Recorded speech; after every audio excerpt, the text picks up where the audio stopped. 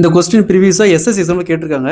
கூட்டு வட்டியில இந்த மாடல் சம் பார்த்தோம்னா டிஎன்பிஎஸ்சி, எஸ்எஸ்சி, பேங்க், ரயில்வே இந்த மாதிரி எக்ஸாம்ஸ்ல அடிக்கடி கேட்கறாங்க. ஸோ இந்த மாடல் சம் கேட்டாங்களா எப்படி குயிக்கா சால்வ் பண்ணலாம்னு பார்க்கலாம்.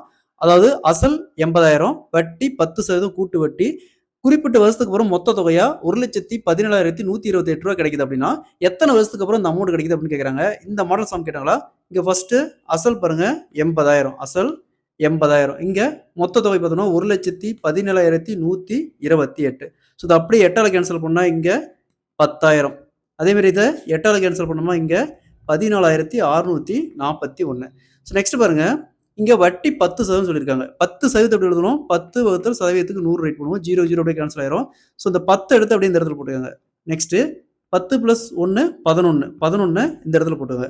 அதாவது இந்த 10 அப்படிங்கிறது அசலுக்கான ரேஷியோ, இந்த 11 அப்படிங்கிறது அசல் பிளஸ் வட்டி மொத்த தொகைக்கான ரேஷியோ.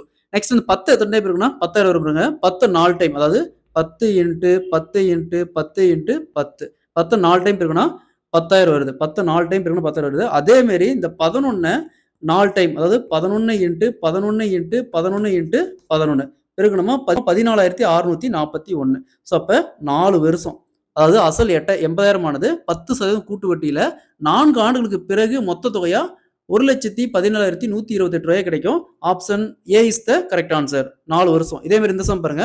அசல் 25,000 வட்டி 10% கூட்டு வட்டி ஒரு குறிப்பிட்ட வருஷத்துக்கு அப்புறம் மொத்த தொகையா 33,275 கிடைக்குது அப்படின்னா எத்தனை வருஷத்துக்கு அப்புறம் கிடைக்குன்னு கேட்கறாங்க. இதே மாதிரி தான் இந்த சம் சால்வ் பண்ணிக்கிற ஆன்சரை கமெண்ட்ல போடுங்க. இந்த சம் சால்வ் பண்ணிட்டாவே இந்த மெத்தட்ல எப்படி சம் சொல்லி நீங்க சால்வ் பண்ணிடலாம்.